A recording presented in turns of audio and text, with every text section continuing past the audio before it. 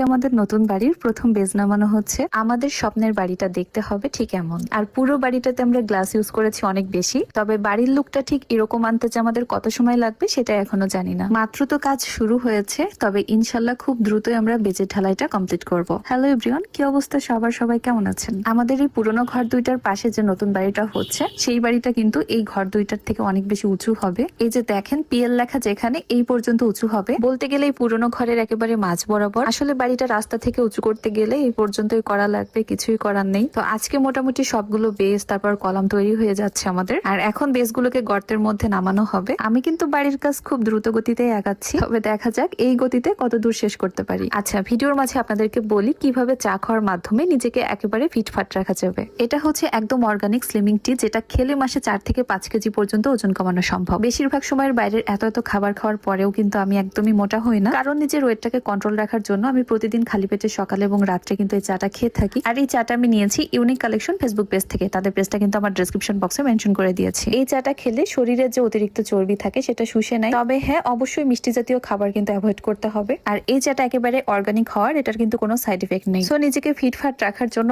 এখনই অর্ডার করে ফেলুন এই চাটা। তাদের পেজটা কিন্তু আমার ডেসক্রিপশন বক্সে মেনশন করা আছে। তো এক এক করে সব বেসগুলো তার জায়গা মতো আনা হচ্ছে। আমাদের বাড়িতে প্রতিদিন যতটুকু কাজ হচ্ছে আমি সেটাই কিন্তু টুকিটাকি ভাবে আপনাদের সাথে শেয়ার করে থাকি। তো দেখা যায় অনেক সময় একটা কাজ কমপ্লিট হয় না, বাট সেই অবস্থাতে আমি ভিডিওটা আপলোড করে দিই। ওইটা দেখে অনেকে ভাবছে যে হয়তো আমাদের বাড়ির কাজটা ঠিকঠাক মতো হচ্ছে না, ভুলভাবে হচ্ছে। তবে এরকম কিছুই না। আমরা 10 জনের সাথে কথা বলে একজনকে কাজ দিয়েছি, আর ওনারা একদম নিজের বাড়ির মতো করে কাজটা করে দিচ্ছেন আমাদেরকে। এখন পর্যন্ত প্রত্যেকটা কাজই ওনারা ঠিকঠাক ভাবে করেছেন। তারপর আসলে এক একজনের মতামত এক এক রকম, যেমন এক এক ইঞ্জিনিয়ারের এক এক রকম প্ল্যানিং। তবে আমাদের বাড়ির যিনি ইঞ্জিনিয়ার, তিনি যেভাবে আমাদেরকে ডিরেকশন দিচ্ছেন, ওনারা ঠিক সেভাবেই কাজটা করার চেষ্টা করছেন। তো পরবর্তী কোন একটা ভিডিওতে আমাদের বাড়ির ইঞ্জিনিয়ার এবং কন্ট্রাক্টর এই দুজনের ইনফরমেশন আমি আপনাদেরকে দিয়ে দিব। তো যাই হোক, বিসমিল্লাহ বলে প্রথম বেসটা নামানো হচ্ছে গর্তে। আর আমার দেখে যতটুকু মনে হলো যে এই কাজগুলো কিন্তু ভীষণ রিস্কি। আর আগামীকাল ইনশাল্লাহ বেজের উপর কলামগুলো দাঁড়িয়ে যাবে। আমার তো আগে বাড়ি করার কাজ সম্পর্কে আইডিয়া ছিল একেবারেই জিরো, তবে এখন দেখতে দেখতে তারপর